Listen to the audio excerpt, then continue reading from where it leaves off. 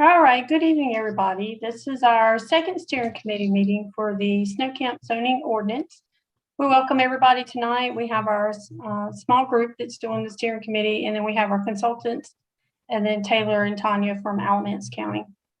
This time I'm gonna give this over to Jake Petrowski. He's with Stewart, our contracted consulting company, to help us write the plan. Jake, it is all yours. All right. Well, thanks everyone for joining us tonight. Appreciate you all taking the time out of your day to come here and talk about this. Can everybody see my screen right now? Yes, sir. Okay, great. So the agenda tonight, just really looking at the project schedule, where we are in the world with this project, and kind of what's kind of the where we're at and kind of where we're going. We do have a draft of the Alamance Camp or Snow Camp zoning ordinance complete. So we're going to talk a little bit about that and also have some discussion about it. So there's kind of a draft that we sent out to you all a little while ago, and we're trying to make some adjustments based on your feedback and also working with staff, and that's kind of where we are in the project. And looking at the overall schedule, we are kind of at the SC number 2, steering committee number 2, kind of right midway there. So we have a draft of the Snow Camp zoning ordinance, but we want to make some adjustments really between now and the end of the month.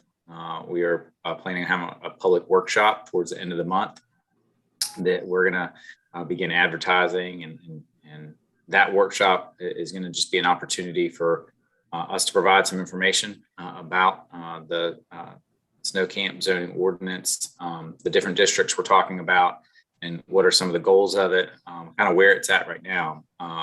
But as you can see, we're still a long way away from getting it adopted. So while we're getting feedback from you all, we also want to get feedback from members of the public. And that's really the goal of that public meeting at the end of the month. And we'll have more information on that and towards the end of the meeting when we talk about next steps. And then we have a joint planning board of commissioners meeting, which I'm not sure if that's going to happen before the next steering committee or after. We still have to work with staff on the schedule there, but there's that on the calendar. And then another steering committee before we kind of make final revisions and have the last workshop, and it goes to the planning board and then the board of commissioners. So that's kind of the timeline for the ordinance. Question. Mm-hmm.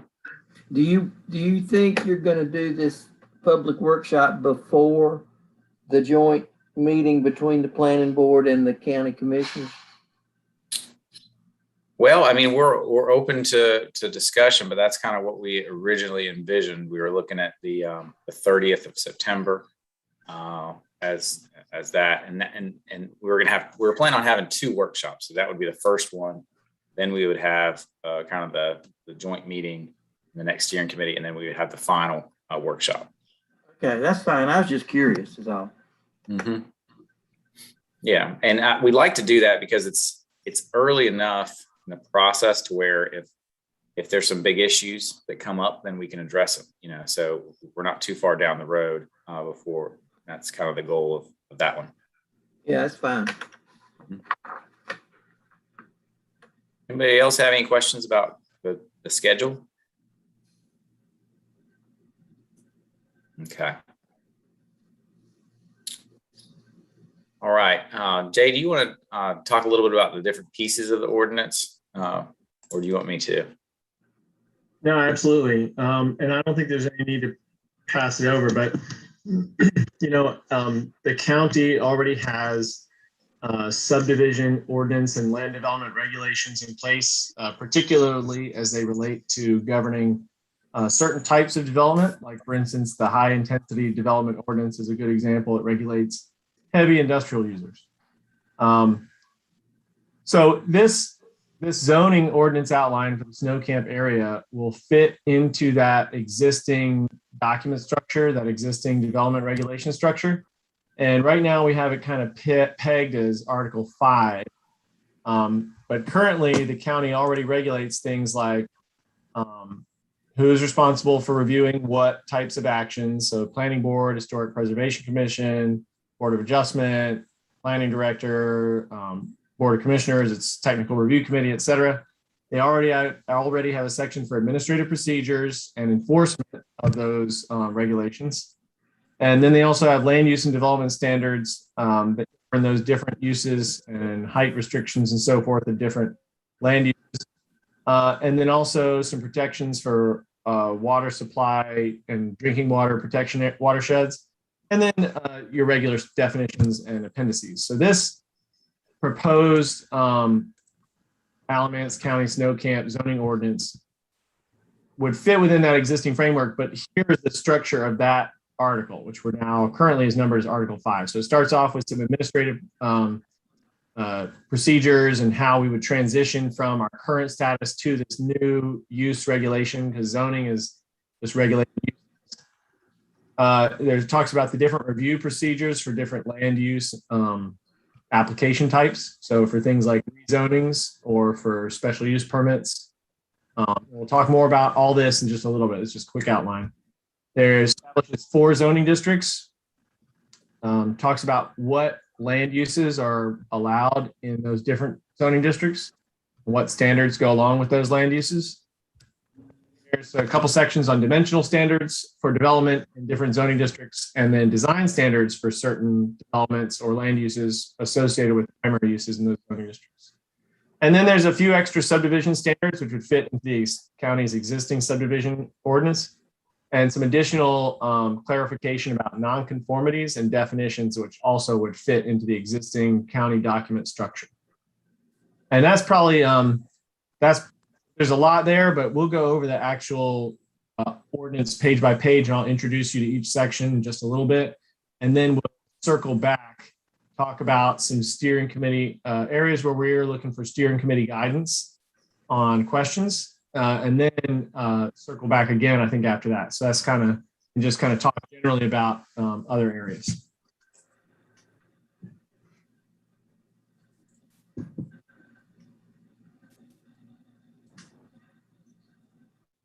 So I might have stolen a little of your thunder there, Jake, but feel free to reiterate anything. No, that's good. That's good. So zooming back out a little bit, we're going to kind of hit the ordinance on multiple levels. That's kind of a quick outline. We'll talk about different pieces of it, and probably switch over to the actual ordinance and scroll through it and show you some things, and then come back up and have some more general discussion. So the purpose of the snow camp ordinance, thinking big picture here, is to regulate the character of land use in the snow camp area, and mitigate potential conflicts between incompatible uses. 2 of the main conflicts that we're focusing on is high impact uses and existing residential is one of them, and then also high impact uses and large scale residential and existing agricultural operations. So those are 2 of the conflicts we're trying to address. And in this ordinance, it's really tailored to this part of Alamance County. It is not going to be a traditional suburban zoning ordinance because the area, the snow camp area, is a lot different than if you go to suburban Burlington or somewhere else. Like it's going to be a little bit tailored to address certain issues, and it's not going to address others. So that's important to say because we're really trying to address conflicts, and we're not worrying about a lot of the things that a zoning ordinance can deal with in more developed areas, for instance. So that's important to say. Also address negative impacts to the natural environment and protect local character and the rural character of the area is really kind of a focus of the ordinance. So the 4 districts that are in the draft ordinance and on the draft zoning map are the agricultural district. And that's really meant to support agricultural and related uses. The rural residential district that allows some low density neighborhoods and, also kind of preserve some of the rural character of the area. And then the rural business district, or the RB district, which allows commercial uses and will include most existing commercial businesses.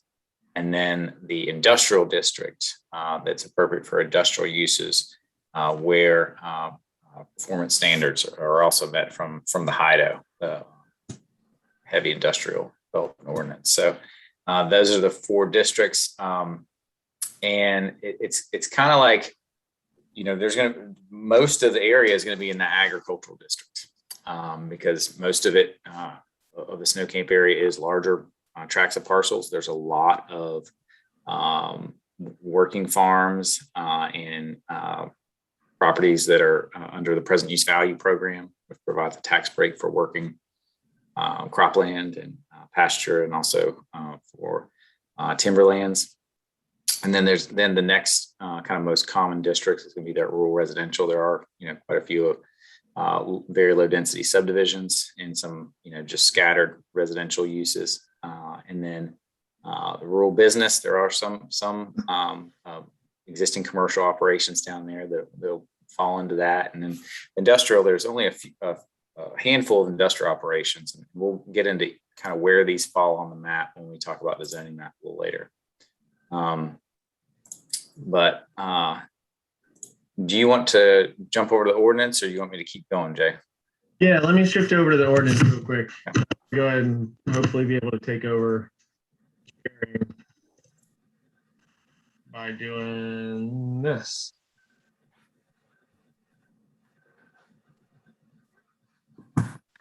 Is that registering on y'all's screen? Yep. Right. Yes. Okay, good deal. So first off, like I said before, we're going to try to couch this as Article 5. Second, let me apologize for the fact that it starts at 5.3. That was a numbering mistake, but I kept it that way just so that it's the same as the document that you received in case you had made notes based on in that. But ultimately, it will become 5.1.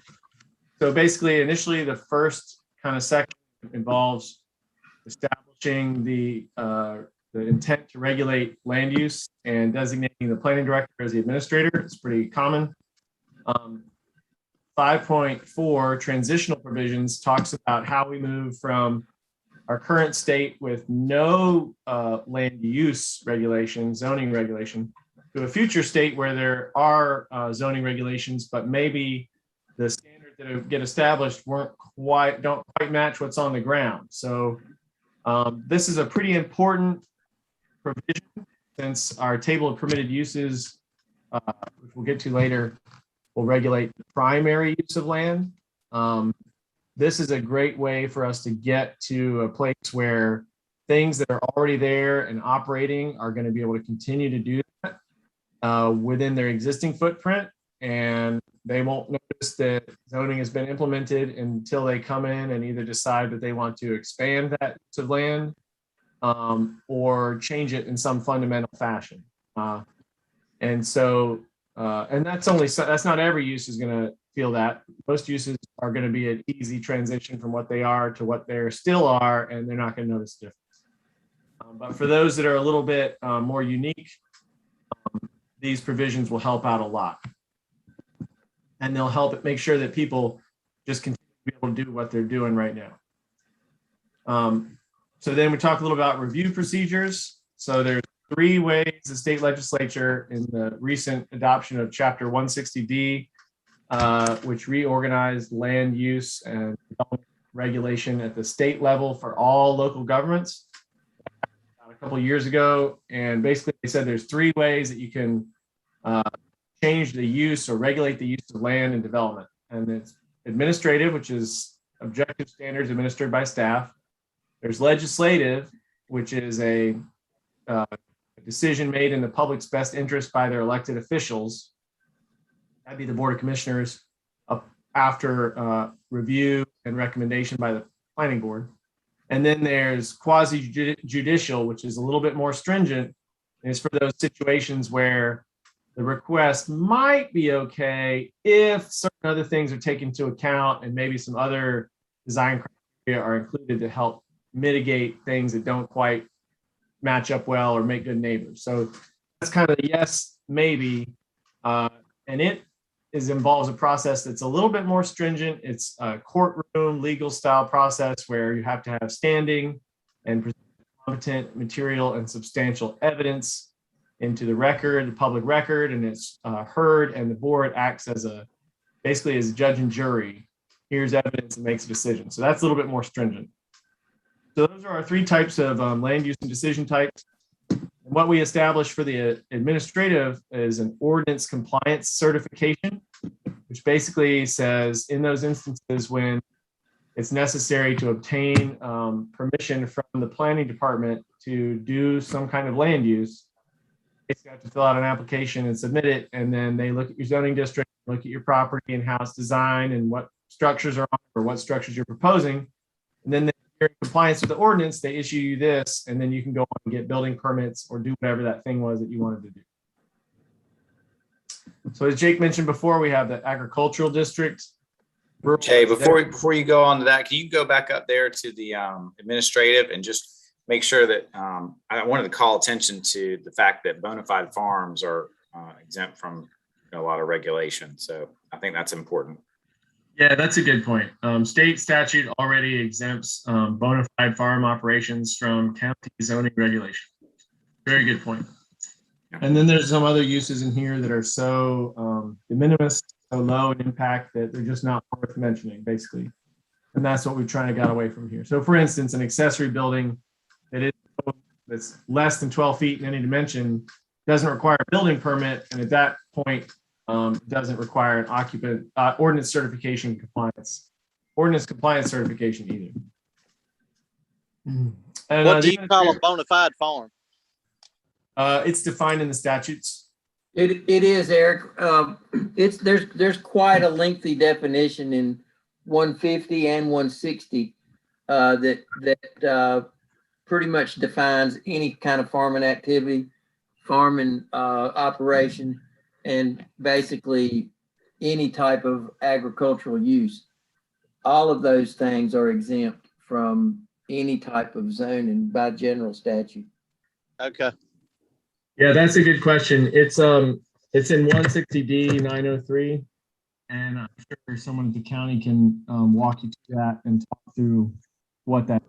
Basically, if you have a farm sales tax exemption, property listing show it's eligible for the present value program, copy of the farm owner's your Schedule F form, or federal income tax return, or a forest management plan. So there's a number of things that go into that. Gotcha. And you don't have to have all of those. You only need one of those four. Correct. Okay. You know, if you have a Schedule F, that's one. If you're in present use value, that's another one. There are four basic things, and I had that note, but I don't have it right here in front of me. Okay. I'm with So there's a 5.6 is an intent statement for the zoning district. So basically we establish here the purpose of each zoning district and kind of generally speaking, the feel of it and the character and what it has in it. Because then later on in our regulations, we go on into talking about how those are actually implemented, those feelings about character and general description of the zoning district. So in use regulation, I want to point out that once again, this table of permitted uses describes the primary use of property. Eventually, as we start talking about home occupations and stuff, that'll trip us up. We'll have to come back to talking about that. And it's determined in a few number of ways. And I think we kind of went through this before, but the uses are regulated by use groups, just to help put them together. And all those use groups are primary uses of land, except for the one use group that is described accessory structures and temporary uses in home occupations. I'll talk about it in a second too. But as we looked at the example from our last steering committee meeting, when we talked about how the table's set up, across the top, you have the zoning districts and columns. And And then on the left-hand side, you have that use group organization and then the individual specific uses. And if a use is not described here, it's not permitted in the snow camp zoning district area. And then primary use. So each one of these has a definition, and we'll get to that in a little bit, but you can kind of go through here, and P means the use is permitted. So if I wanted, so this is that kind of tricky one that's not a primary use, but it's listed in the table anyway. Let's say I wanted to open up a daycare and I'm in the ag district, which is right here. So the staff would, I walk in and make that application. I say, I want to open up Jay's daycare. The staff says, well, you're in the ag zoning district. Ag zoning district, so it's an S. That means you got to go get a special use permit because you may or may not be compatible with neighbors. But if you want to ask to rezone to residential business and the Board of Commissioners decides that that's a good fit for that property, well, then you can open up a daycare there by right, permitted with a P. But also, once you get it rezoned, you can do all these other things that have a P on them, you know, by right. So you could open up a EMS station or a school, public school, hospital, library. So that rezoning comes, that's why there's S's over here, because daycare might be fitting in a residential neighborhood, R1 neighborhood, or an ag district. But a library or a hospital might not. So that's why you have these different levels of discretion. So as we kind of scroll on down, go through commercial uses, recreation, industrial, agricultural, and others. And these are non-bona fide farm ag uses. So that's important because once again, see that little footnote there. If you're a bona fide farm, you're exempt from county zoning. But if you are not a bona fide farm, these would be kind of where it applies. And you can see it's pretty liberal. Pretty much you can do ag just about anywhere. I have a question right here. Yeah, look, Vaughn, can we hold, unless it's a point of clarification, can we hold those until, oh, no, never mind, I take it back. Go ahead. Yes, sir. Well, so this is a question that may or may not come up. Agritourism on farms under bona fide farm use. There's been a lot of back and forth about what's allowed and what's not allowed. And this is the problem. There are people that are buying farms and wanting to set up a wedding venue and make that be, and trying to operate that as a bona fide farm. And it is not a bona fide farm. It is a wedding venue on a farm that is not actually farming. So I think that falls probably under these other uses that are not, you know, they're going to try to hit you with it's an ag use, but it's not an ag use. And we need to make sure we address that somewhere in here. Right. Well, let's put a pin in that for later on. Okay. I mean, I'm just bringing that as a point that we need to be sure we find that. Yeah. Somewhere. Yeah. So let's put a pin in that for later on in our meeting today. I will say there's a few ways to address that. One is if they are a bona fide farm and it's, you know, they're doing that as a secondary thing, and it's pretty much. That's okay. That's allowed, and that's right. That's fine. If the primary use of the property shifts, though, then you kind of get into a tough spot because otherwise we'd probably call a wedding venue assembly. That's exactly what you would. Or a conference or event venue. Event venue is what it would be. Yeah, and so that's actually permitted in every district except industrial. Okay. So, but we can circle back to that. Well, and I'm not saying we don't need to allow it. What I'm saying is it's not a bona fide farm. Right. So we are currently, we're listing that as permitted in those 3 zoning districts, but you know, obviously if the steering committee wants to make a recommendation, we can work on that, but we'll give you a little bit of time to think about that. Yeah, I think the way that we were going with that is there's some standards that we would require for event venues. Like it would have to be on a certain size parcel, and you have to have adequate parking and that sort of thing. So, I mean, you know, one option is to not allow it or require a special use permit in one or more zoning districts. So, I mean, we could change that to a permitted use in the rural business and then have, a special use in like the R1 area, the rural residential area. I think you've probably got it right the way you have it there, with it being an event venue, not under an exemption as a bona fide farm. Okay. Well, we can kind of adjust that based on how you all feel or how staff wants to proceed. But I mean, I know we've talked about kind of that, and I think that it is going to be more of a trend, that we're going to see. We're seeing this all over in kind of more rural counties across the state. And I think our approach was just to find some performance standards, so you don't, you don't have a band that has 1,000 people at it, till 1 o'clock in the AM, so you could put noise restrictions, you could put, you have to have certain size property, and you have to have adequate parking, that sort of thing. But, we certainly could be, more restrictive than that if it's the pleasure of the group or staff. Just be aware. I mean, that was my issues. And,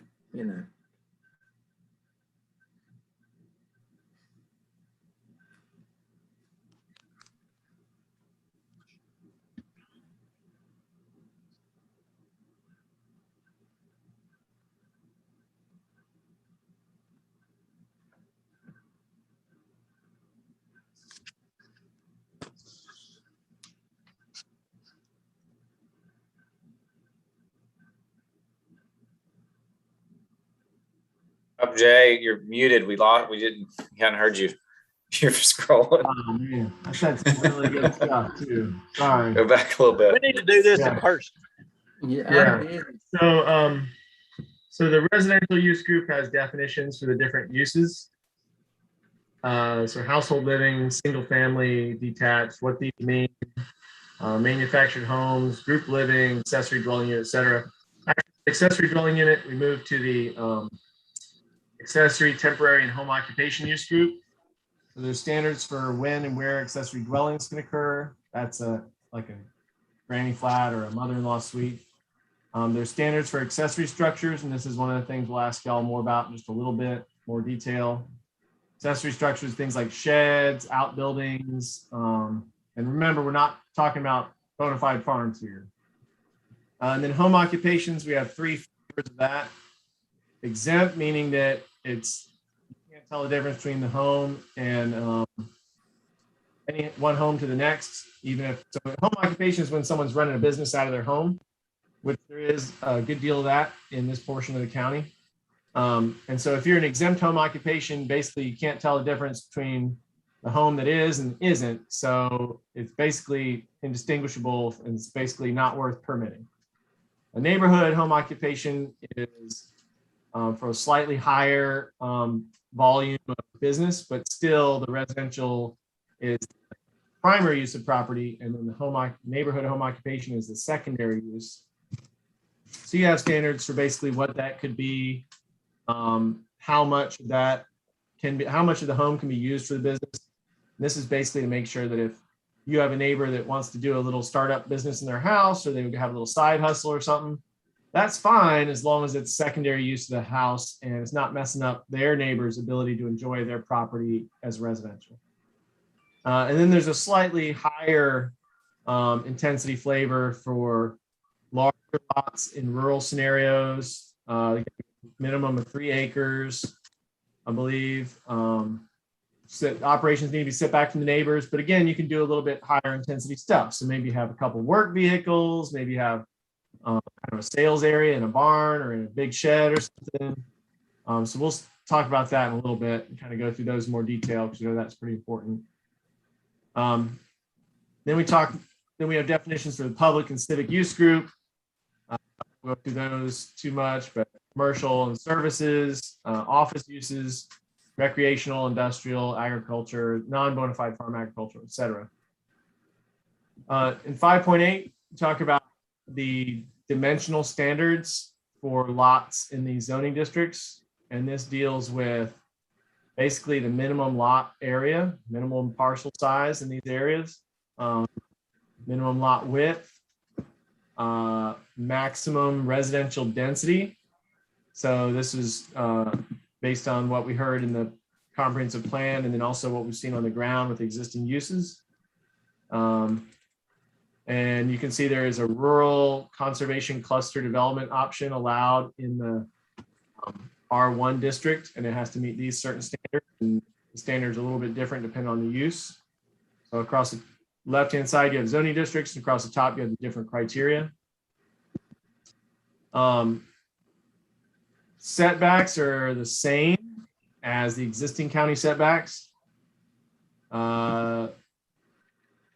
With the exception was an additional 20 feet for residential uses on or adjacent to state highways. Design standards then talk about basically the site, the elements of the site and what standards they need to meet. So it talks about how gross density is calculated. There's standards for parking when parking's there. Standards for landscaping when landscaping is required and what that means. Again, we use pretty basic standards here, you know, I mean, like we didn't really go overboard because we didn't think that, you know, that was really our main focus of the ordinance. So that there's some basic standards in there, but a lot less than some more kind of bigger cities for sure, or even towns. Yeah, definitely. We definitely tried to tailor it to what the county, you know, to what's already in the county and the quality of life there and what people are used to doing, and you know what was kind of the mandate from the ordinance, from the comp plan update. In the subdivision article, which would likely be inserted into the existing subdivision ordinance of the county. So just keep that in mind, although we continued the numbering just for consistency. Talk about design criteria for streets, grading, and utilities. Kind of the big takeaway here, I think, would be minimum and maximum block length standards. So as land subdivides, we would want to start seeing interconnecting roads occurring at kind of regular intervals. And as Jake said before, I think the vast majority of the land in the proposed draft zoning map is agriculturally zoned, would be agriculturally zoned. There's a little bit that would be that R1, which is that rural residential. And then even smaller amount would be rural commercial or rural business. And then, that should be a B. And then a very small amount of land is that industrially zoned land for those existing industrial uses.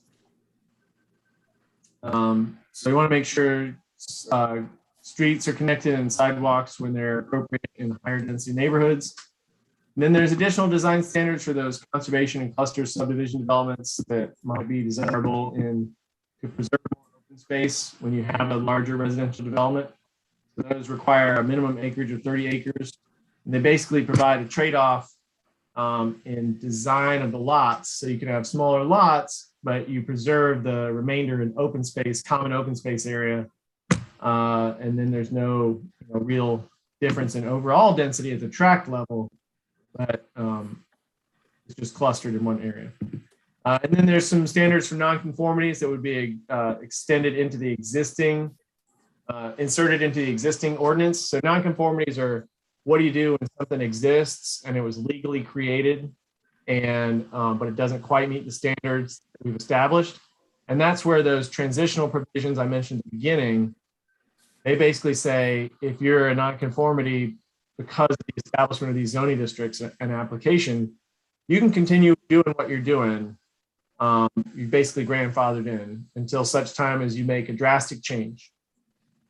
And then this kind of further clarifies that and makes kind of it clear that basically people can use single family homes in any district where they're allowed. So if even if it's a smaller lot, as long as it'll accommodate the environmental health issues, septic fields, and so forth. And that if you have an existing house or something where the setbacks aren't quite right, but it was established before the setbacks or the setbacks changed, then that can continue to be operated, or so it's not a hardship on people. And then again, there's a few additional definitions that would be inserted to kind of round out the existing UDO to make sure it talks to this section when that gets inserted.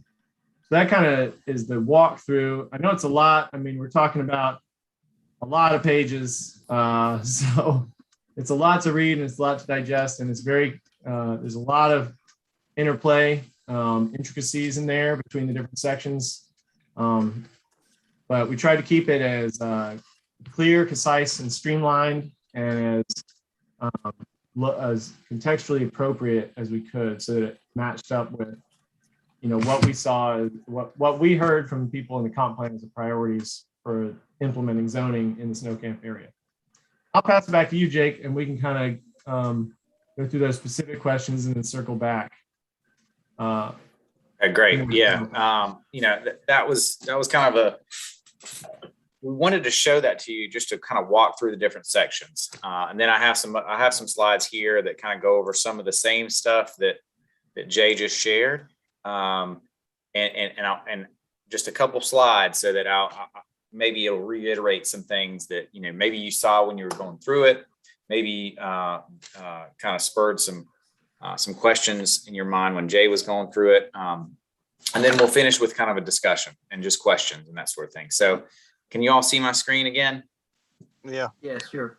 Okay, great. So one thing that Jay talked about was home occupations. And, this is something that we wanted to address because we know in the Snow Camp area, there are some folks that have businesses out of their homes. And we know in the future, that question is going to come before staff.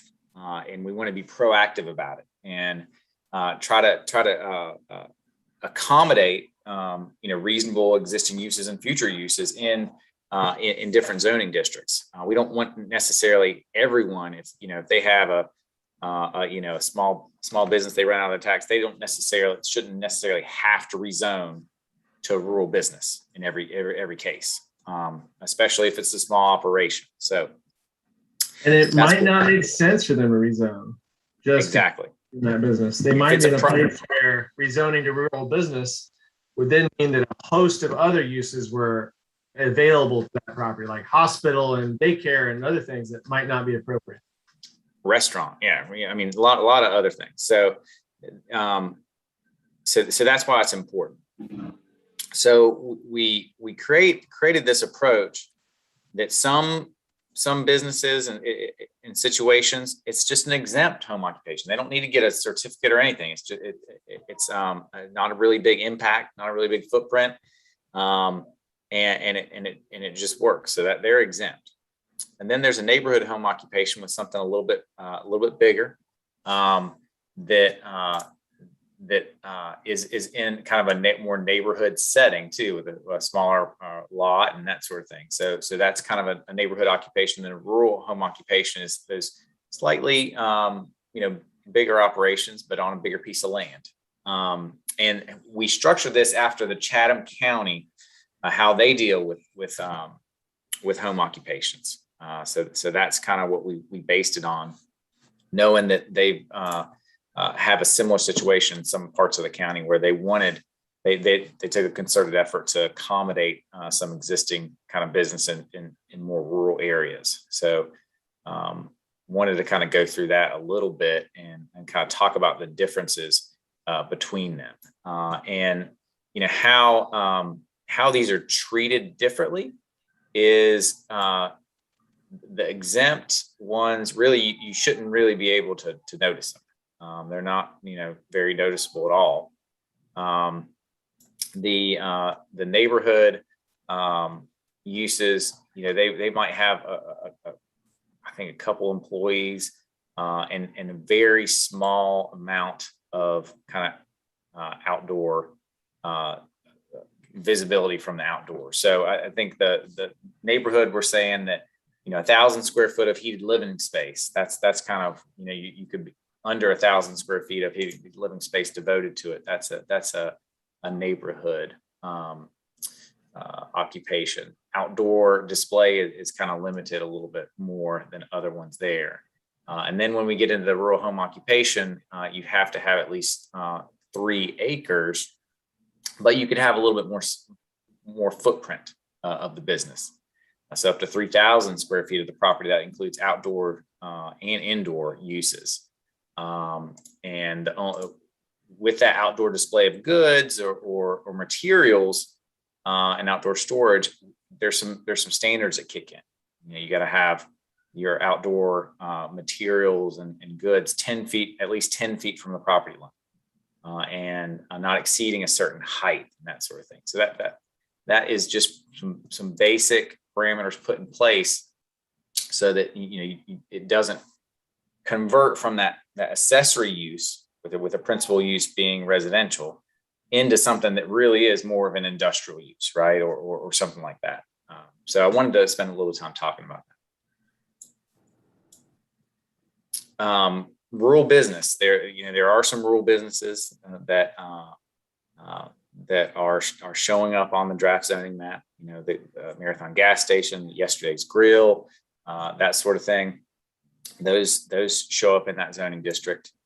On the zoning map, the draft zoning map, there is a red striped area, hatched area for some properties that are candidates for split zoning. So what that means is you have a pretty big property, and this is an example of Mac Tire Pros there in Snow Camp. That building, that commercial operation is on the front of a much larger parcel. So what we're going to kind of work with staff on is probably splitting that parcel and having the portion that is devoted to commercial use and maybe a little bit more where it makes sense, showing up as rural business. And then the remainder of that parcel would be either R1 or ag, whatever makes sense. So for the most part, we zone the whole property on the zoning map, a certain zoning district. But there are these cases where they're candidates for split zoning, where we are suggesting that we actually only zone a portion of that property rural business, usually rural business. Is that an example of where the owner is one, he owns all that, for example, tire, and That's right. It's also owned by the same ownership. That's right. Okay. Mm-hmm. And this is something that we're going to have to kind of work with property owners on too. We might get some feedback. So hey, actually, I was planning on expanding the business over here, and can you go ahead and accommodate that since it's already in the works or whatever, and we can kind of fine tune this. What would the step be to do that?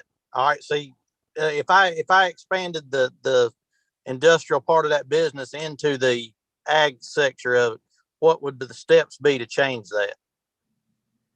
Yeah. So if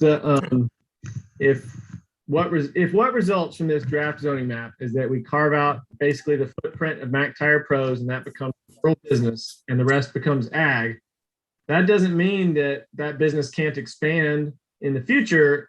It does mean that they would have to come back and request whatever the expansion footprint is to be rezoned to RB, residential business. So you're right, that it would require basically that conversation with the Board of Commissioners, the request of rezoning to expand to the adjacent piece of land, or the adjacent, not even a separate parcel, but just to expand the existing footprint. Or like Dick mentioned, if the property owner had already kind of an idea of what they were going to do, and as part of this process told the commissioners, I'm okay with all this, but I want y'all to consider, I was about to expand this building about 1,000 feet backwards.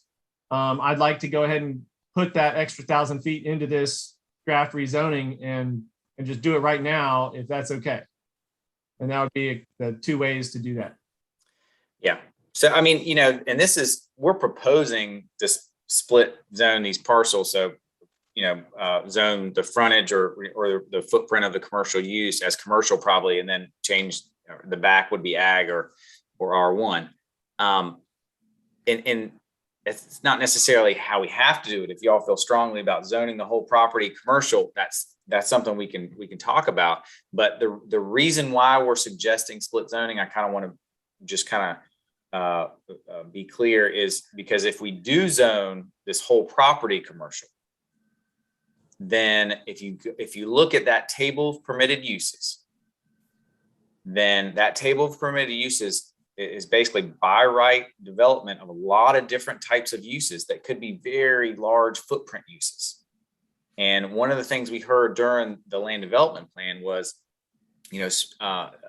smaller footprint non-residential uses are okay, but once you start getting into these bigger and bigger or more intense uses, then those might not be, those could be classified as high impact, and people are concerned about it. So that's why we're suggesting this approach of the split zoning of these properties.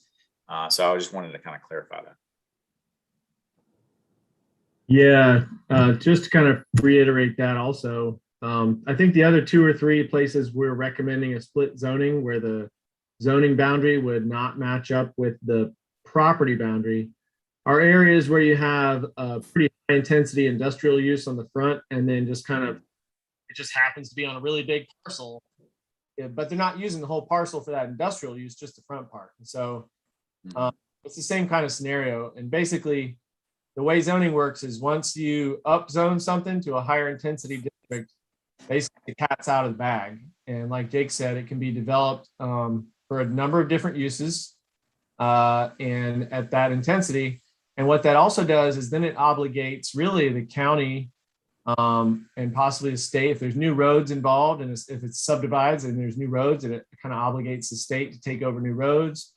It may obligate the county to provide enhanced services like additional police coverage or fire coverage or whatever goes along with the uses that go in there. So if the community desires to have a conversation about what's going to happen on land and how non-residential uses are going to grow, really want to kind of pick and choose where you have these higher intensity districts, whatever higher intensity may be, whatever that's relative to. Right now, it's basically relative to the ag district. Okay. All right. Well, when we get to the zoning map, we can talk more about that. So there are also some subdivision standards in there for the subdivision land. This is mostly pertaining to residential uses, but could pertain to a commercial use if it's a commercial business park or something like that. These could potentially kick in. But access requirements, lot design, frontage treatments on streets, grading limitations and streets, connectivity requirements, and utilities and street trees and stuff like that. And Jay went through some of these. I don't need to go through all of them. The draft dimensional and density requirements. This is something that Jay shows you where it was in the ordinance, but I wanted to spend a little bit more time on this. The ag is really meant to be low density, very low density. And those agricultural areas are generally really large properties right now. And I think the average property size in the ag district is actually like 11 acres or something like that. We're saying, minimum lot size of 3 acres. And if you're building a subdivision, then maximum density of 1 unit per 5 acres overall. So this is very low density, but again, where this is on the zoning map is really your working agricultural lands that are very large properties. So it's not to say that you can't necessarily build a subdivision there, but you probably would want to rezone to R1, and then that conversation kicks in, and then it's a legislative rezoning that the planning board and the board of commissioners can weigh in on. So, Jake, where would a communal living or cooperatives fit in, where there's maybe there's a large parcel of land, 30, 40 acres, but there's no subdivision of the land, but multiple units? As it's currently written, it'd probably fit under group living. Because one of the things I think we are showing here is one principal dwelling per lot, which does encourage then, if you have a number of different dwellings, to have a street so that there's adequate EMS service access. It could be under a mobile home or a campground too. I mean, depends on what depends on what the structures are and the uses are. I mean, if it's RVs, then it could be under a campground, which has different standards, or mobile home park has different standards. So it really depends on what type of situation you're talking about. That's a good question, Ron. We'll think through that more with the staff and see about that. Is that it? All heard? Is that kind of like does that come up a lot, or is that, I guess, doesn't come up at all right now, does it? Well, I did see it addressed in here, and I wasn't sure if it came under group living or a subdivision of, cluster of some sort. Does it come up a lot? That's right. It could be a rural cluster too, if there's individual properties for structures. You know what I mean? So that's the next piece is the R1 district, which is really for, more residential uses. And in the R1 district, we're saying 1 per 2 acres and a minimum lot size of 1.225 acres. And there's also that rural cluster option where you can have smaller lots. So you can have much smaller lots, but you got to preserve more open space. So if you have 30 acres, you could, do 15 lots, but you would have to preserve some open space. But you could do really.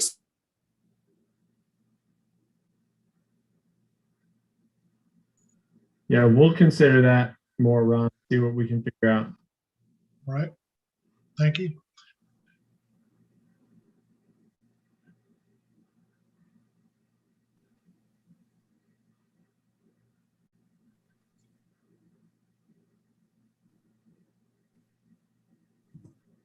Jake, did you freeze up? He looks frozen. Sure does. Well, I don't know what it was on his mind to say. I do have the slides, and so I can take over from here and go into talk about zoning map.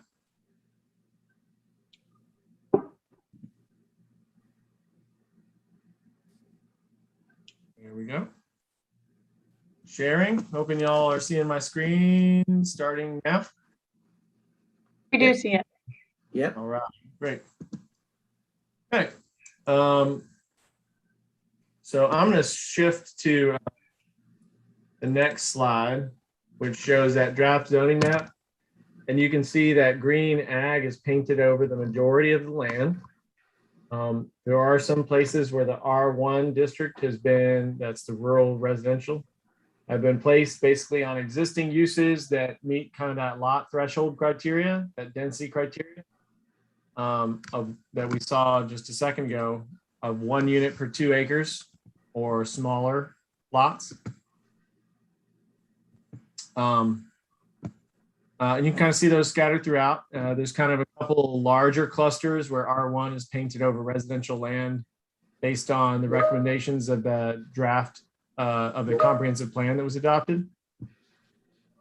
The rural business district, you can see, is tiny little spots at these kind of existing businesses. And then those candidates for split zoning Jake mentioned are shown with the stripes, and we haven't quite dealt with those yet. Wanted to make sure we got the buy-in from y'all. And then the industrial district shows the landfill and a few timber operations as industrial, since basically they're operating within the confines of high intensity development ordinance. And I wanted to also mention that just because a piece of property is zoned something where a use may be permitted, within the definitions of those uses that I showed you earlier, there are also sometimes additional standards that need to be met for that use to be established. But also the other ordinances of the county still apply. So if a piece of property were to be rezoned to industrial and they wanted to use that land as a landfill, they would still have to meet the standards of the high intensity development ordinance, in addition to the standards of the zoning ordinances. So you have to meet compliance. That ordinance compliance certification has to do with you have to meet all the ordinances of the county, not just one. You're not just ones you pick and choose. I think Jake's getting back in with us now, so I'll probably pass this over to him. But this is a good example in the county of one of those rural residential neighborhoods. where it was subdivided and put on a road and the lots were lotted out. And Jake, I can pass it back to you when you get ready, or I can just kind of continue running through this. But this is a great example of an ag property with a residential parcel on it, possibly also being used agriculturally. And then an R1 district where you have residential homes that may or may not have a little bit of gardening on them, but they're primarily being used as residential.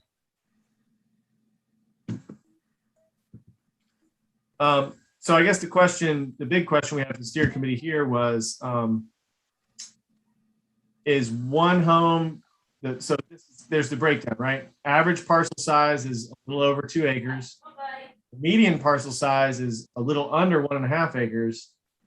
Overall, the gross density is 1 unit per 2 acres.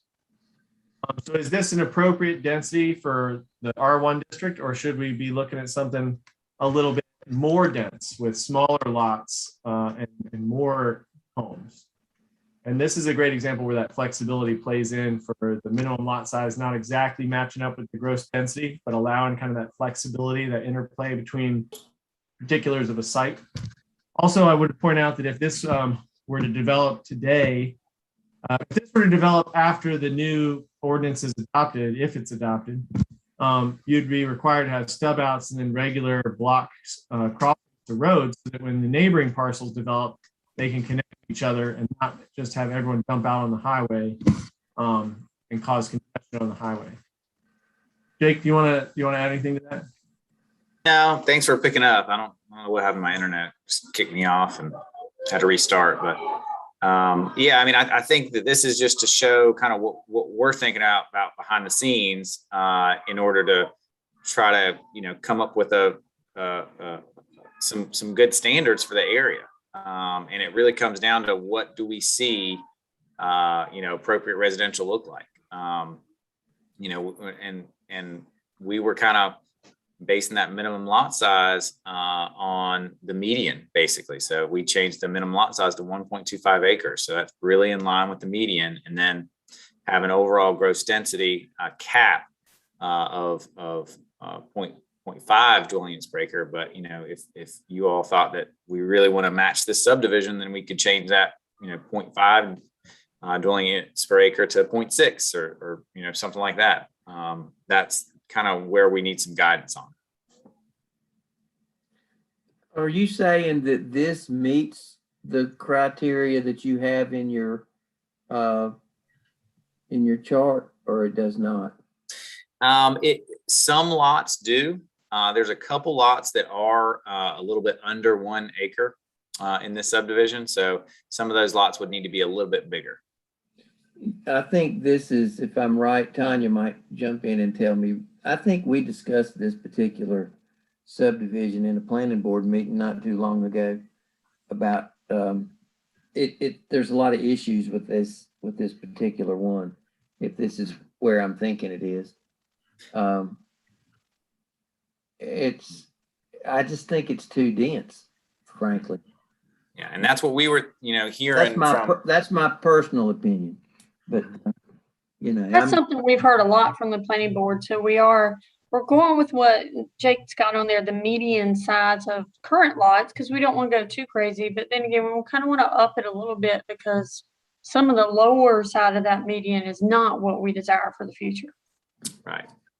I say that at the same time, I prefer if I, where residential development meets up against agricultural land, what I've seen in Wake County, and I'm speaking from my exposure and experience with Farm Bureau and with ultimately development of rural land across the state, which is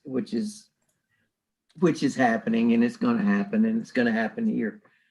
The cluster homes with buffers or neighborhoods with buffers around the perimeters of them seem to be more palatable for both people, for the homeowners and for the agricultural use that it butts up against.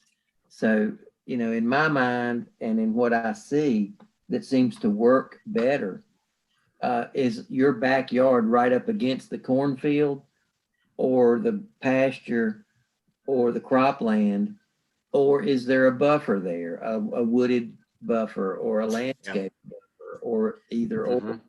You know, I think that works better for most. I think most people would appreciate that more. Developers may not like that because certainly it takes away land that they could put another home on. That's another lot they can sell. But you know, in my thinking, and I'm just one person, but in my thinking, I think that looks better. I just think it works better. I just think it is better. Great segue to point out that there actually are proposed buffering requirements for when residential subdivisions of a certain size back up to ag properties, so 2 farms. And the intent with there was to farming operations so that there are fewer complaints, so that those farmers can continue to ply their trade and do good business, even though the farmer next door decided to sell and get developed. So we did actually introduce some minimal buffering standards to that exact effect. Okay, that sounds like a great idea. And I could point you to that.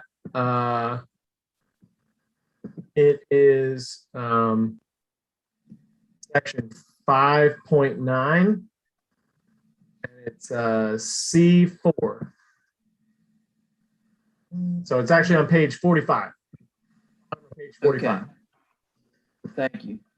Yeah, and please take a look. And if you haven't all, I mean, if it's not fresh in your mind, and it's actually the very bottom sentence, and just see, later on, maybe think about it, look around, take some measurements, and see if you feel like that's going to be a valuable buffer for the community. Love to hear back about that. Yeah, and actually, Jay, that just reminded me, we probably need to add a certain proximity, even beyond that minimal buffer, to what would classify as open space in the rural cluster. So I made a note of that. Great.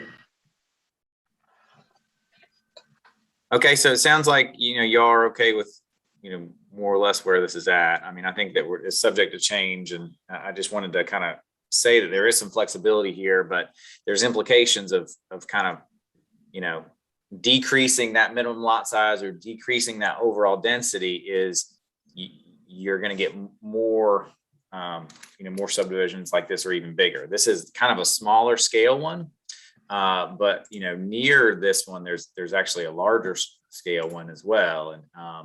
And I think what we heard through conversations is that more dense residential is really not what we're going for here.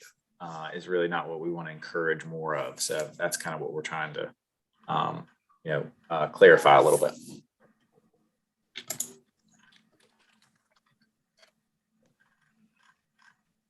So accessory structures. So currently we have in the proposed ordinance standards for how many accessory structures should be allowed on a piece of property, and it's based on the size of the property. So currently it's 1 accessory structure per lot plus 1 per let me see here. I don't want to misquote myself.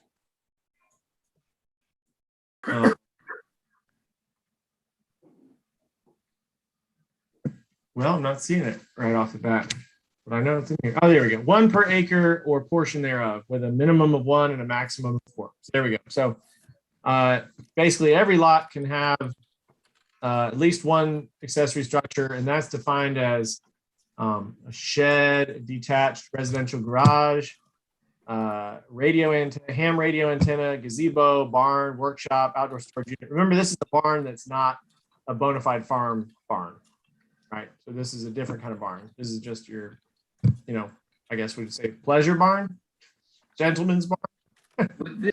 Would this be in residential? This is not in ag zoned? Well, currently this is also saying in land zoned ag, but not used as a bona fide farm, right? Right. So if you were say on 2.7 acres and you're zoned ag and you got a home there, you're using it as a home, you'd be allowed 3 accessory structures, right? First acre, second acre, and then portion thereof. If you're on 20 acres and you had an and you would be allowed up to 4 accessory structures and no more.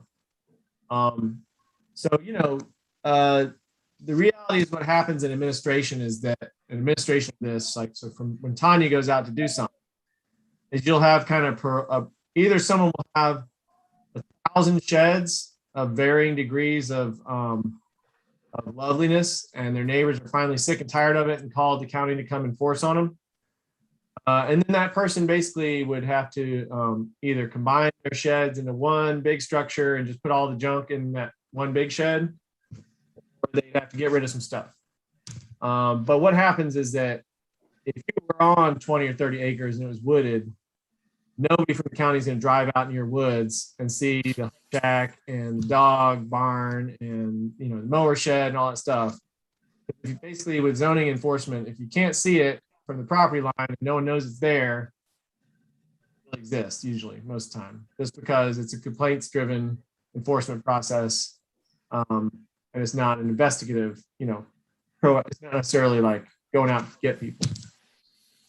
But the question is, should we even be, is the zoning, is the snow camp area even ready for a regulation at all? Accessory structures.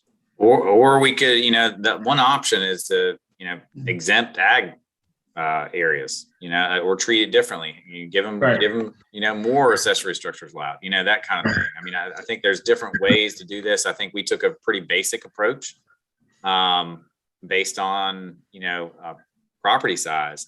But if go ahead, Vaughn. In a bona fide farm operation, for an example, a tobacco farm, they're going to have multiple tobacco barns, 2, 3, 4. Again, for bona fide farms, it won't matter. If it's a bona fide, that's what I'm saying. That's my question.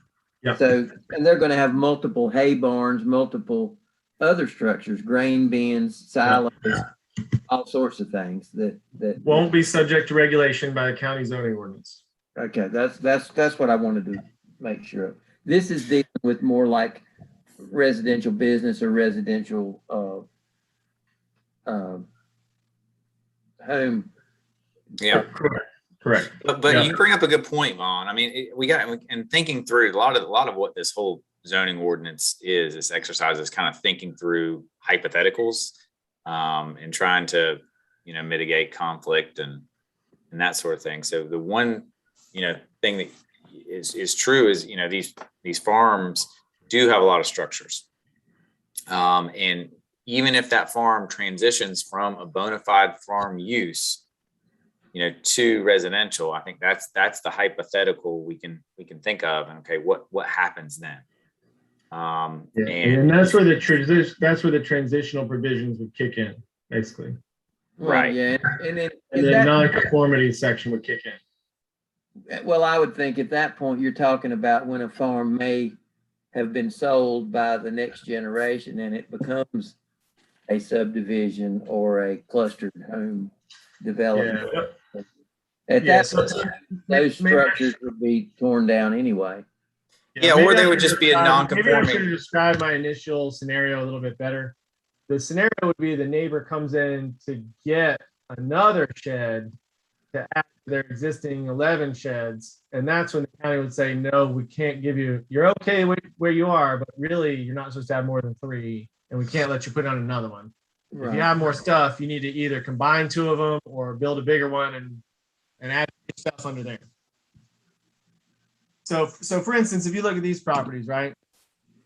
We've got a house here. Looks like a little shadow, a little structure there, a little structure there.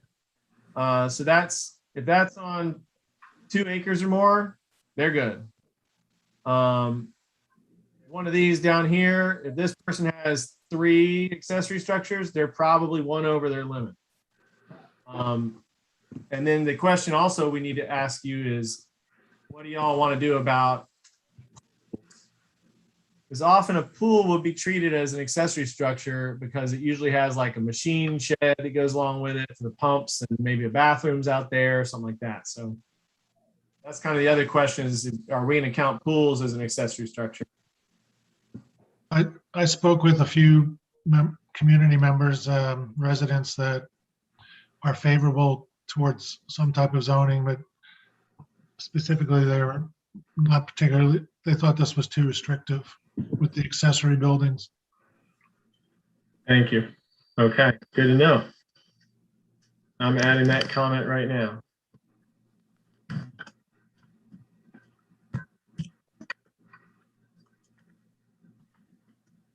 Now, do you think they would be favorable to just a much higher standard, or do you think they just think it's a step too far overall?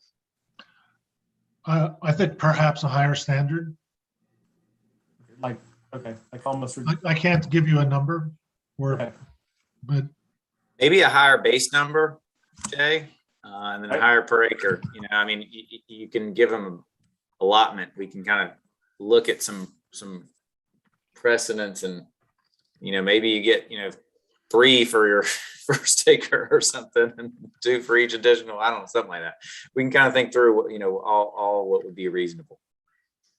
Yeah, absolutely. and as you said, it might be different for the agricultural areas versus the residential areas. But Okay. Sounds good. I sell and grow shrubbery. I'm a nurseryman by trade. I have a lot of customers that come that want to buy plants to hide things that their neighbors are doing on their property that adjoins them. Sometimes it's multiple piles of whatever, it's buildings, it's lots of things. Mhm. So, from that standpoint, I'm in favor of allowing them as many as they want because it'll help me sell more plants. That's a little selfish. That's really sort of a joke, but Yeah, there's a point where it gets too restrictive. It's just, I agree with what Ron said. There's probably a threshold in there somewhere, but what is it and how do you define it is, I'm not sure what that is. you got it. We'll take a look and we'll try and loosen it up so it's not a burden on people that are just, doing their stuff. And but that if it comes to it, staff can swing the hammer if they absolutely have to. You know what I mean? It's out of control. Okay. Thank you. So now on outdoor storage, because that's another great segue there, Vaughn. Yeah. Just leading us through this thing. Yeah. So for the outdoor storage, outdoor storage is one of those things that depending on who you talk to and what happens next door to them and what you're looking at, some outdoor storage could be considered, industrial use or a potential conflict with residential, but we want to kind of think through things and not be overly restrictive either. So, I mean, I think what we did is on the home occupations, we said if you're an exempt home occupation, you really don't have any outdoor storage. But if you're a neighborhood home occupation, you can have up to 100 square feet. Think like a trailer where you bring it out and sell things on the weekends or something like that. Then the rural home occupation, you have a 3,000 square feet. That's inside outside activities, which could include outdoor storage. So you could have a couple vehicles. You could have some equipment or something like that you're storing. And then some of these other larger uses do have some other design requirements. So you might a setback might kick in, or a buffer or fence or something like that. So that's kind of our approach with outdoor storage. But we kind of wanted to take your temperature a little bit on outdoor storage and see what y'all's thoughts were, see if this approach was okay, or if we wanted to go less restrictive or more restrictive or what? And ultimately, the question is, when does small engine repair transition from being a home business to an automobile junkyard Mhm. with a house that just happens to be in the back of the property? Yeah. So this is an example of a auto part or auto body shop in the study area. And, right now, I think they'd be grandfathered into kind of the transitional, under the transitional clause first. So they're good to go if they keep the footprint. They keep the footprint of outdoor storage and the building size.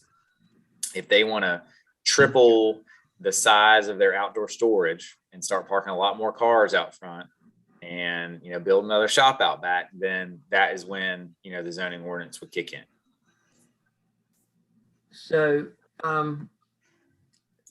another example is, and I know of this because I know some people that have they're landscape businesses, and they have a lot of trucks or several trucks, or maybe one or two trucks and trailers, a couple of tractors, some specialty equipment that they use.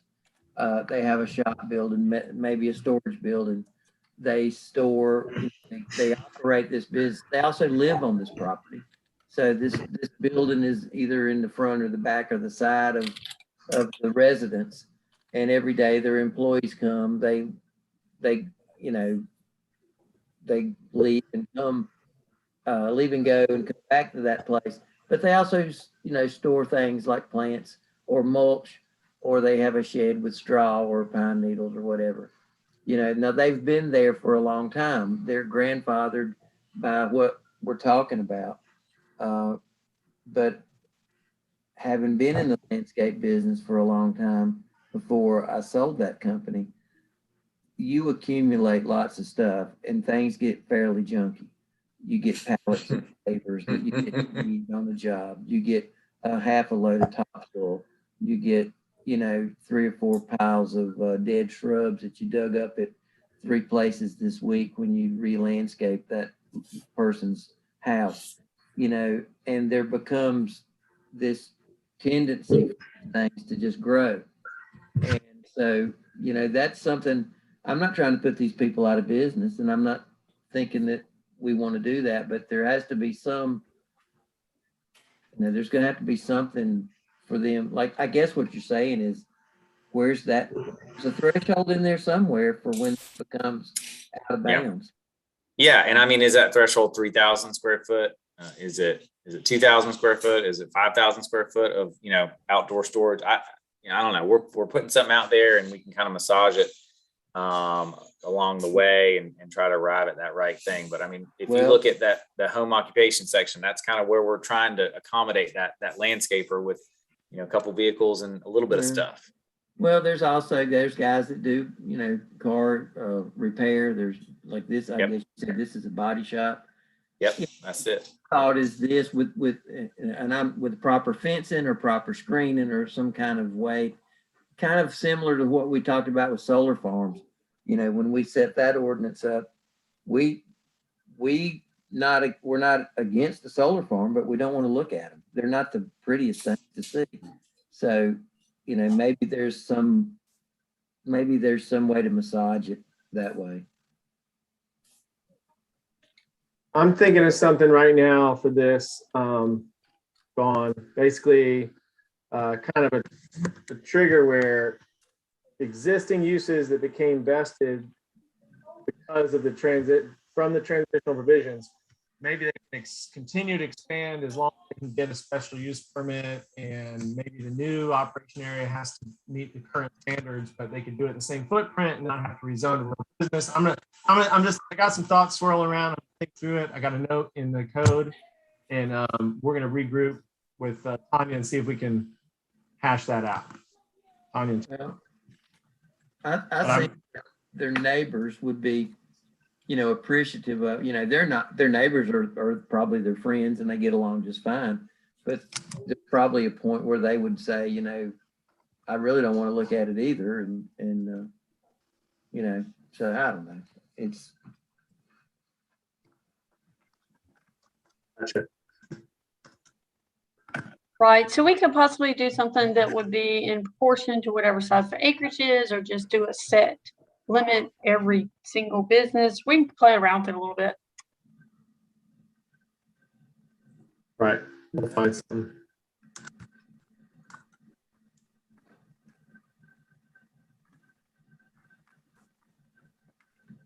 All right, Jay, you want to go to the next slide?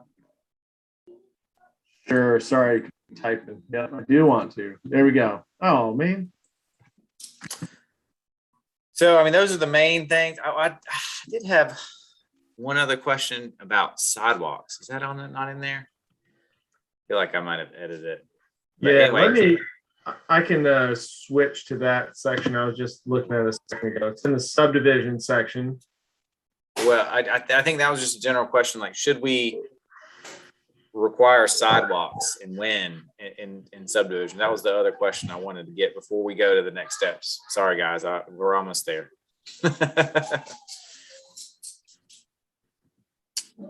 So, and I think that, you know, in general, if you're, you know, we heard a lot about sidewalks in the land development plan, but I assume a lot of those comments were from folks that lived in the ETJ or near ETJs. Here, we don't have a lot of sidewalks in Snow Camp. So I think our question was, well, would we require them? When would we require them? And I think that's what we need, a little bit of guidance from staff and from y'all on kind of where you want to be on this. Right now, we're saying there's some conditions, you know, that if you meet these conditions, then you would need to provide some sidewalks. Lot width is one of them. An 80-foot lot width is pretty small. In general, it would only kick in really with the rural cluster option. Is that right, Jay? Because the minimum lot width and the other ones is a lot higher, is like 100. Yeah, so it would only kick in with the rural cluster. Or in rural business if it's appropriate, but yeah. Or in rural business, yeah. If it's subdivided that way, right? Mm-hmm. So that's kind of, you know, a trigger, or if you're near a school or a park, and some of those distances we might want to adjust. And then also, you know, some places, you know, have a fee in lieu option too. So there's some questions we have around the sidewalk piece. And for those of y'all that haven't seen how this plays out, here's how it plays out.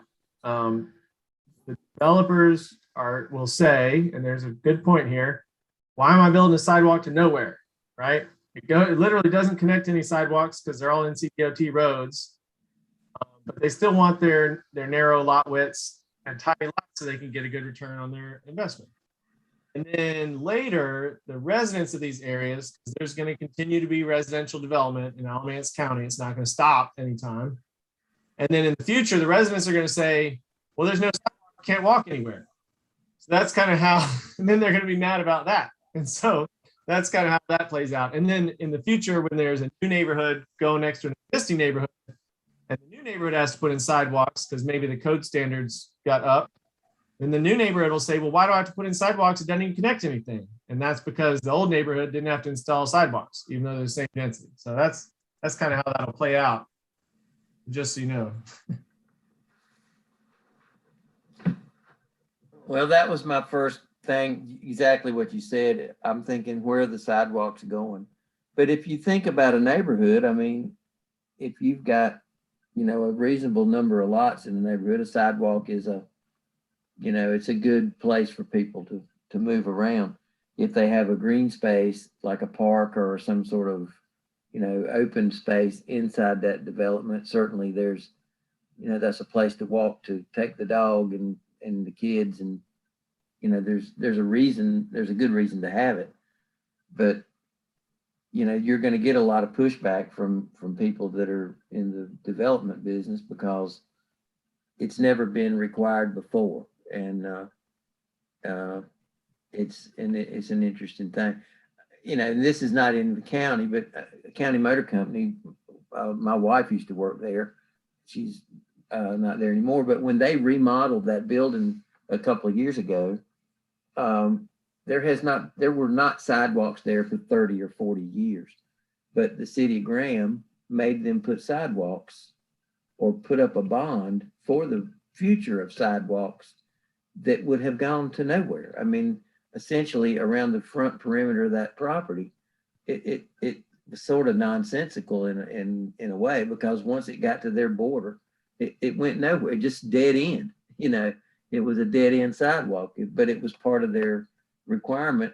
If you go down there now and look across the street from them where that little farmer's marketplace is, they made them put sidewalks in that go nowhere. They just go around the corner, around in front of that property. So I don't know what the answer to that is, but when you look at it, when you look at something like that, it just doesn't seem to make any sense just for that. Where would a sidewalk go in Snow Camp? I'm not envisioning anywhere. It Well, would go I mean- where we have the narrower lots in a new development. And then, the answer is always that you can't, it's too expensive to go back and install sidewalks in places that don't have them. And then the answer is always, well, if we don't require them now, we'll never have them. And they will eventually connect. And so communities do eventually start putting together plans to connect eventually. I think we got to do the hypothetical again So they on may this. start requiring more too. So if you have, a 100-acre property and somebody wants to do, 50 lots, and they want to do the rural cluster option, and they want to do 70-foot, 60-foot lots, should we require a sidewalk internally and or externally on the frontage? And I don't know what the answer to that is. I mean, I think that's, but that's the hypothetical. Yeah, and the other, obviously one of the consequences of this is that on residential subdivision developments that are marginal, it will make those less financially feasible. I mean, not a lot. Sidewalk's not going to be the thing that determines whether or not a project's feasible or not, but it will tip the scales a little bit. And in those instances, those marginal properties will tend to instead have that residential demand pushed towards the cities or outside of the Snow Camp area.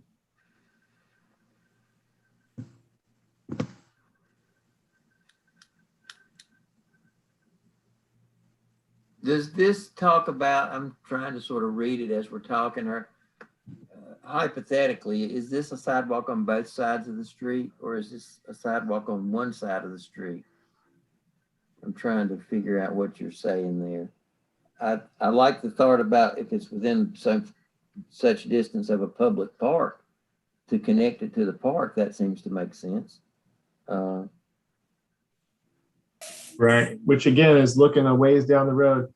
Yeah, I guess we don't have it specified whether it's on one or both, but we can specify that. What's your thought on that? I don't know that I've got any. Oh, What do you think, Ron? What's your thoughts about sidewalks in these developments? I mean, because that's what you're talking about in these new subdivisions that would or well, let's face it, they will be built at some point. I grew up in a town that has probably 60,000 people in it now. It had about 10,000 then.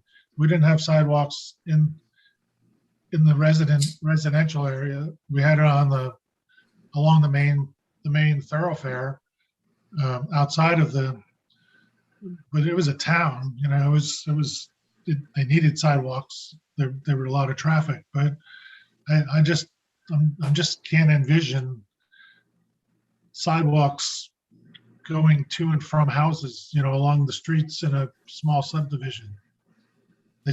They still don't have them in that town this many years later, and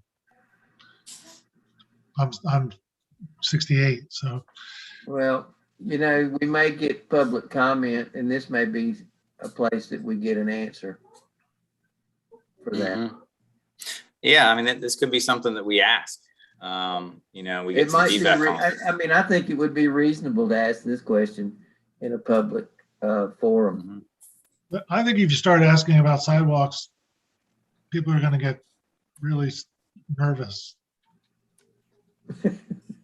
All right, well, I mean, maybe we kind of back off this a little bit and rethink that. Maybe only in certain circumstances, if it's a really large or really dense development, we can. Yeah. Well, it's really only for the cluster subdivision requirement, Mhm. 60-foot wide lots, which are a lot narrower than what's mostly out there, right? I mean, I like, and I don't know if there's a way to do this, Jay, but like, is there an option to provide a trail instead? A certain distance trail? Because I mean, I think that could be a good incentive. I could see, that being a better amenity. Well, that's not a certainly bad can. idea.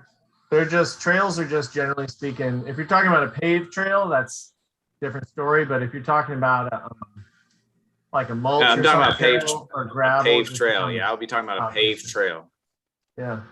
Well, Well, still talking about, 30 or $35 a foot, a linear foot. So, yeah, it's an option. If Well- you're going to be in a cluster subdivision with a common open space area, I guess the argument there would be not only are there narrower lots, so it's more dense, but also you'd want to be able to walk to the common open space area without walking in the road, possibly. So, well, but it may be that we're thinking too far down, too far into the future on this one. We should stick with If more you're- of what's if- currently. if developed you're stuff. talking about a subdivision that looks something like Lake McIntosh, out in the county, I think sidewalks would be appropriate. But if you're talking about something that looks like Beaver Hills, which is large lots with large homes that are spread way out, I don't think sidewalks look right or would be appropriate in such a setting as that. And those are completely different. Lake McIntosh is pretty dense in certain parts of it, and Beaver Hills, I don't know if that's an old development way down off that's right. It borders Guilford County and Alamance County. If you go out Huffman Mill Road out beyond the rock quarry. And I think, I think that those are two good examples, Vaughn. And I think what we would be talking about is potentially,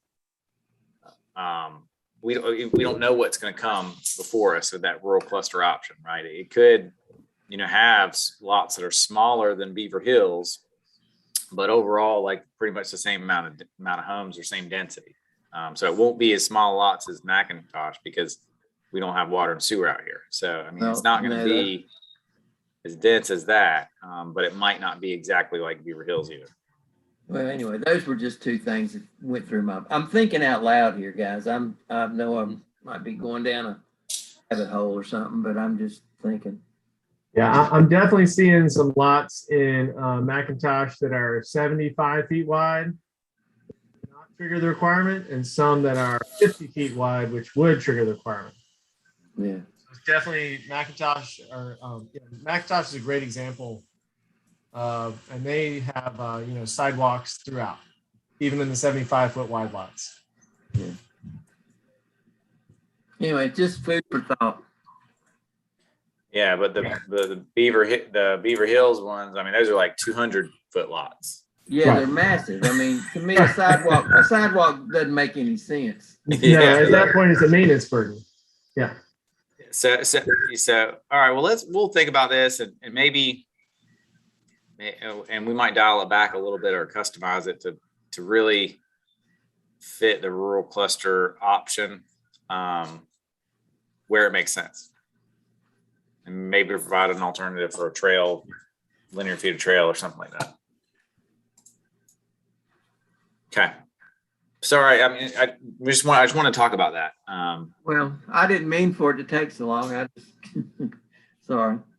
No, it's good. This is good. This is kind of helping us kind of work through some of the things we've been discussing over the last couple of weeks. So it's helpful. You are kind of like our sounding board, so I appreciate it. So the next steps, the public meeting was planned on the 30th. Tanya, are you still with us, or Taylor? And do we Yes, identify? that is actually going to be at the volunteer fire department down there. Okay. We've already got that reserved. So we got that reserved. And that's gonna be, so we're gonna start advertising that from 5:30 to 7. Please, we'll send an email to you all. Please tell your friends and neighbors about it and forward it to anybody that you can. We'll probably also do some flyers and maybe Taylor, if you can go do some flyers over the next week or two, that would be good down in the area. And after that, I think we originally had the joint planning board and BOC meeting, but I don't know if we want to have the steering committee before that or not. I'm kind of flexible either way, Tanya or the steering committee. I don't know if y'all have a preference.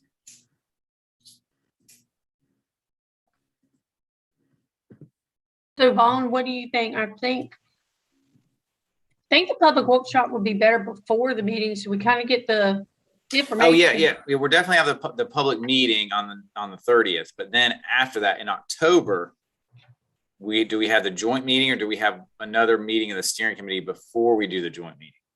I believe we Let's do have a the steering joint. committee, in my opinion, so we can pull back together what we've heard from the public. There's a few things we left hanging out and kind of be more cohesive and kind of have some answers to some of these hanging questions before we do the joint meeting.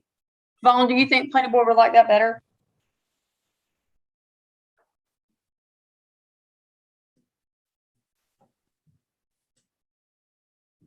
So we lost Vaughn. Taylor, do you have any input on that? Anything sound better than the other? What if we had a fourth committee meeting?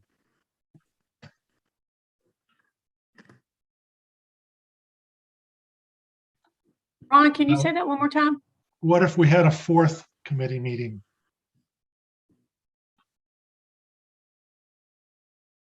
So have the third steering committee meeting in October before the joint meeting.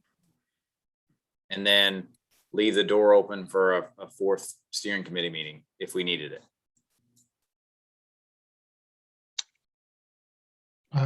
Yeah,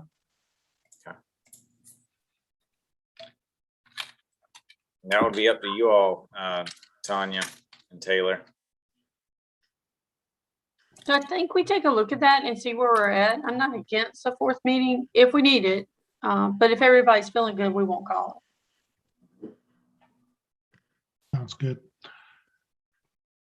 Yeah, I mean, this whole process.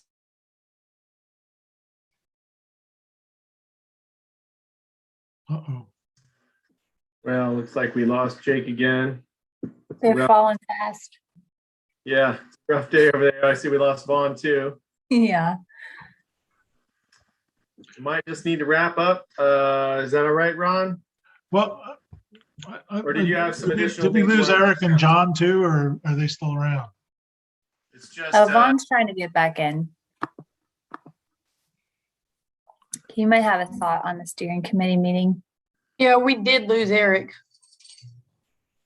and John. Vaughn also. Oh, there's Vaughn. All right. There's Vaughn. Vaughn, we were asking your input on steering committee meeting before joint planning board, after, or maybe an additional steering committee meeting. Sorry, something happened to me. Can you hear? Can you hear me? Can you hear me now? We Yep. can hear both Vaughn and Jake. Yes. Okay. All right. Sorry, my computer just died and Oh, fell in a black hole. So All right. maybe next meeting we meet in person. Well, that's all right. I think my string broke off my can. I'm not sure what happened, but joint planning meeting in October would be, you're asking, do that before the second public workshop? Is that what you're asking? No, I think what we're asking is whether we do it. We're going to do a public workshop at the end of the month, like that's happening. Right. And do we do the steering committee number 3 before the joint planning board or BOC or after? And I think Tanya said she had, I think it was a preference to have that steering committee before the joint planning board and board of commissioner meeting. I agree. I think that's a good idea too. And then Ron was just saying we should leave the door open in case we need another steering committee meeting. Makes Yeah. sense. But we only have 3 in the scope, but it could be that Tanya and Taylor facilitated or. That's right. And we can do a lot by yeah. sending out things in email if we make changes and just getting your input that way. Doesn't mean we have to officially meet, but at least get input from the steering committee. We did that last time and it works pretty well. I had a question or two. Go for it, Ron. Do we know how involved are the county commissioners in this evolving process? I think in all fairness, all the county commissioners' ears are to what's going on tonight, what has been going on, and of course, when we get to public meetings. I think they want some information. They really want to get their hands on what this is supposed to look like. As a whole, they're very interested in what we're trying to do. It's not a back burner item for them. Mhm. Okay. Yeah, so we gave an overview, Ron, at the beginning of this, and to the commissioners, and kind of outline what we're going to be doing with the project, and a lot of this is driven from the land use plan recommendations. But I think that one of the next steps is the public workshop. But before the public workshop, we also want to probably make a draft available to everybody. So that would be planning board, board of commissioners, and members of the public. That would probably be the week of the meeting. So probably that Monday or so. And also a way for folks to comment on it, even if they cannot make that public meeting. And that would remain for a few weeks. Because So we you need, guys we, had some- we need the commissioners to be on board with this. So that's a big, I think that's a big question. And also when I was speaking with a few of them, as again, I said, people in favor of zoning, they thought the plan was too complicated and too restrictive for the community to really sink their teeth into. And they were concerned that that might turn a lot of people off in the community. So I'm just giving you feedback on that, because it is pretty comprehensive, and people don't really look into things as much as you might. Sure, yeah, I understand what you're saying. Absolutely. It's a technical document. Yeah, it can be overwhelming too, because a lot of it's written in like legalese, basically. So that's good to know. So that public meeting is, I think this has to get either pared back or explained in a very basic, simple way that people can understand. Okay. That is what we hope to do, Ron. In our public meetings, we put some maps and some explanations, and we will go individually and work with people and walk through what this is, because it is like a foreign language to anybody who's never read it or that knows just a little bit. So it's not fair to ask anybody to eat this by the spoonfuls. We're hopefully serving in small bites at those meetings so that they can be understood and made sense of, and people really get into it and understand what the proposal is for their particular property and their area in general. And I would say just to piggyback on that, I think this kind of touches on something that Mr. Harrison brought up in our first meeting, where we do want you all as a community to be able to understand and have a document that works well for you. And on the administrative side, we need something that Tanya and I have very clear language of how do we administer it. So I think that's the balance that we're trying to strike. And so it's good to know of that concern so that we can speak directly to it at the meetings. Okay, because they're the two groups that really have to be on board with this, which is the county commissioners and the people that live here. The question I've got, the subdivision ordinance that we have now is pretty much wrapped into this the way it is. I mean, more or less. Is that not correct? Well, So a there's lot gonna of, be, there's differences. Go ahead, Jake. Yeah, this would kind of supersede the subdivision ordinance in some cases. So those are basic standards. These would be extra standards that would only be applicable in the snow camp area. But what I'm getting to is there are rules and regulations now that they're abiding by that they don't even realize they're abiding by. Some of these rules are already in place. This just Right. puts another layer of that on there. Is that right? That's right.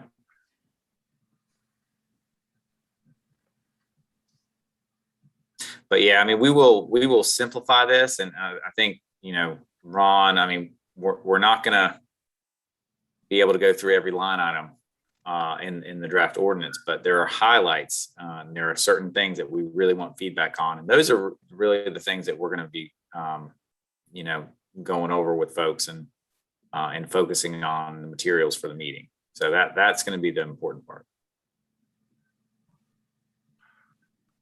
The people in this community, they're really concerned about the heavy industry coming in, even invading even more than it is. And that's a big concern. Some of the other things are probably not as much of a concern to them. Well, I think one of the things that they need to understand, and I think Jack put it correctly, when you start getting rezoned or these parcels changed from ag use to R1 or RB or RC or whatever it is, it opens up a whole nother set of things that are allowed. You can't go back. Right. That's what they need to know. The ag overlay or those ag lands is a great protective buffer for most of those people. That's, you know, one of the things that's in their favor. If you look at that map, it's almost green everywhere. Right. Yeah. So I think that's good points. So Ron, we need to focus on what this does specifically as it relates to, you know, heavy industry, you know, high impact uses. And then Vaughn, to your point, what does this zoning ordinance do to protect agriculture? So those are, if we convey two things with the ordinance and any materials we produce, those are the two things we need to focus on. I mean, it's, you know, it's, the other is sand. You know, once they start building houses, those are things that are going to affect the developer. Those are things that affect the people that will eventually pay for those lots. It's those lands are in ag land. The lands that are already there being used, you know, to me, the primary point is if you have a home business there, you're grandfathered in. You're not going to be asked to move or change or do anything different unless you start making changes to what you're doing. You know, if you're changing your footprint, then you're going to get under a different set of rules. You know, those are, I think, you simplify it down in some terms, but you're right, Ron. A lot of folks look at that thing and it's 50, 60 pages and they're just going to go, oh my God, you know. Yeah, we are not going to hand people the 50-page document and say, read this. We're going to have some posters and that are focused on individual questions. And I think those 3 questions are big, and maybe there's a handout and like an FAQ that kind of goes over those 3 things. Okay, how does this treat heavy industry? How is it different? What does this do for agriculture? And what does it not do? Note that ag is exempt from most of this. But then also what happens to businesses. So if if I have a business, usually you're getting a rural business, but if you got a home-based business, then there's these options and your grandfather then really, unless you expand into something else. Yeah, I think that's a great strategy. So if y'all were not privileged to be at the Board of Commissioner meeting, but part of that discussion was if somebody has a business or has something already going on down there, what are y'all going to do about that? How are you going to make sure that they get to do what they need to do and not bother that? So that's part of the reason why the home occupation part was written the way it was, because we did tell commissioners we're not here to bother what's there. We're actually here to protect what's there. So the rules and the zonings are there to protect the people that are living there from anything crazy happening. And we know there will be growth. If there's growth down there, we do it in a reasonable way where it just pop up everywhere like it's been doing. And it makes sense where the development is. So that's the kind of things we told them we were going to do. And that's why we wrote it the way we did, to protect everything. And it seems like a lot of words, but we're trying to hopefully not leave any holes or gaps and get it right the first time.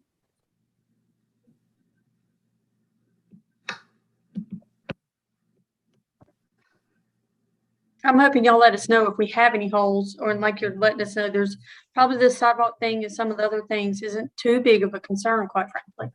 Mhm. Yeah, we'll probably, water down the accessory structure piece too, and be a lot more lenient there. And that kind of thing. We'll look at the outdoor storage piece and also kind of adjust anything related to sidewalks, and probably not require them in most instances. So give me the dates again, September 30th, and then what are we doing about another steering committee meeting? Did y'all make a date for that? It'll be sometime in October, and the joint planning board BOC meeting might be end of October or beginning of November. We'll send some dates out for those as soon as possible. We'll debrief with Tanya and Taylor later on this week and nail those down. Okay, thanks.